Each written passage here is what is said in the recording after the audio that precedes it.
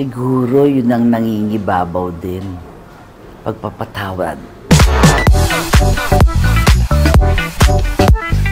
Magaan naman.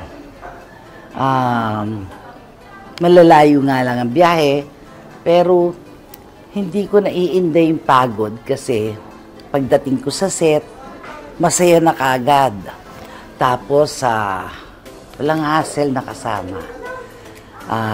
Pag uwi, dala-dala ko yung joy ko ng pagtatrabaho. Tsaka, mababait lahat sa namumuno sa hanggang kila, yan, sa mga batang magagaling na ito. Pati mga crew. I enjoy it. Super, ang gagaling, nakafocus talaga. Focus na focus ang mga kasamahan ko. Super, ang gagaling, nakafocus talaga. Focus na focus ang mga kasamahan ko. Doy, Marian, si Gabi Eigenman, everybody, si Max. Matataas ang energy. At saka talagang nakatuon sa script, pero memorize ng memorize. Dito, may mga ilan. Katulad ng unconditional love, siguro dapat, di ba yung love natin, walang kondisyon. Dito matututunan mo yun.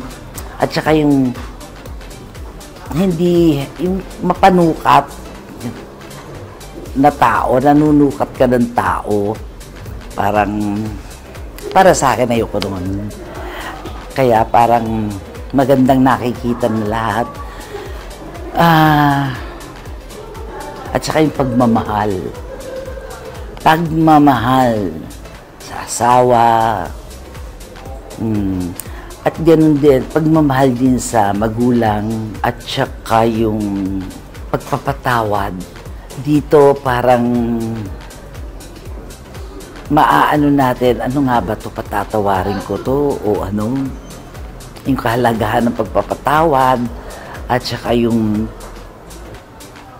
kahit na masakit sa kalooban mong magpatawad, ayaw mong magpatawad, pero siguro yun ang nangingibabaw din, pagpapatawad.